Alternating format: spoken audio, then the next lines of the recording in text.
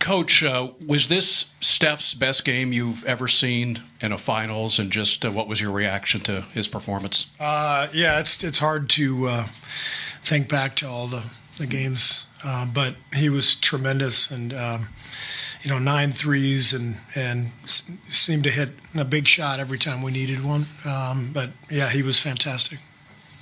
Tim, all the way in the back left. Steve, all the way in the back. Tim Reynolds with the Associated Press.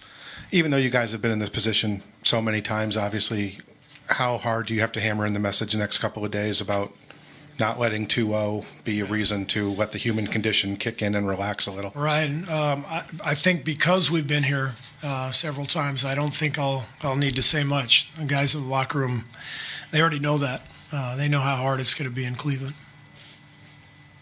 Monty, back right. Monty Poole, NBC Sports Bay Area. Steve, can you tell us what went into the decision to start JaVale at center?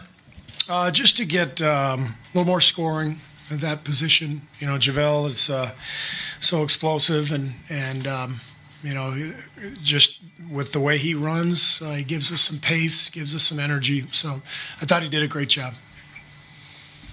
Do you think that, was this also part of just getting a better start based on the way you played in game one? Yeah. I mean, the pace that he brings and the energy that he brings is important for us, and he helped us get off to a good start. Tim in the middle. Steve, Tim Calcom, The Athletic. You mentioned Durant didn't have a great game.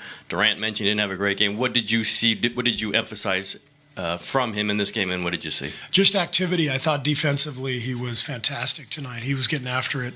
Game one, I didn't think he played his best defensive game. And, Kevin is going to probably have 26 points whether he plays well or not. I mean, that's how talented he is. So he's always going to score. It's not about scoring. It's about the defensive intensity. It's about his work on the glass. And I thought he set a really good tone for us with his defense early in the game. Mark Schwartz, ESPN. Steve, when Steph takes these circus shots that are impossible for anybody else to make, how deflating can that be for an opponent? I don't know. I've never played or coached against Steph. We feel a lot of joy when he makes them, so that's not a question for me. And as far as Clay, he said yesterday that if the game was Saturday, he probably wouldn't have even played. Yeah. Did you ever think you would get 34 points from him and that kind of, force in the paint? Clay? I didn't know he had 34. He didn't. He had 20 minutes. 20. Oh, 34 minutes. Yeah. He felt much better this morning, and that was a great sign. Yesterday, I thought there was a question about whether he would actually even play. And overnight, he got much better. He had a good training session with our staff this morning, and so he was ready to roll, and he said he felt good out there. 6th row in the center. Hey, Steve, kind of straight ahead. Phil Barber, Santa Rosa Press Democrat, hoping you feel better about this question now than you did pregame. But it looked like maybe there was an effort to get into LeBron a little earlier in their possessions. What was the thinking there, and how do you think that worked out? Well, I think I mentioned yesterday he was very comfortable in game one, and I thought we at least made him somewhat uncomfortable at times. I mean, just you got to do your best. You got to pressure him. You got to know he's going to end up with 30 points and a triple-double and all that stuff because he's that good. But we just made things a little more difficult for him tonight.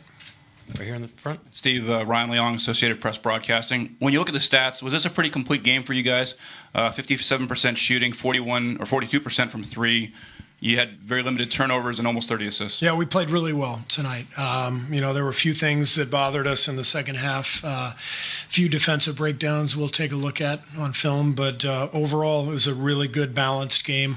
Good defense, good intense defense, and excellent offense. So yeah, we're happy with the way we played, but we know this is it's just getting started. We're gonna go last 3 over here and on the side. Steve, Joe Musso, CBS Sacramento. A couple times today, the margin got down to 4 and in that area, but it still felt like you were in control. Did you feel like the team had control from whistle to whistle tonight? I did. But Cleveland is always going to make a run, and which they did in the second half, and I can't remember what they got it down to, 6 or 7, whatever it was. But it's the finals. I mean, it's supposed to be hard. You got to withstand understand that kind of stuff and keep playing and keep going. And I thought our guys did a good job of that. Anthony Slater with the Athletics. Really, since this maybe Midwest final, Steph has done a lot of those kind of pass and then run into the corner threes. Did you guys see something that suddenly he's always had it, but it's really been unlocked the last 5 games or so? It's just something that we do, something that he does well.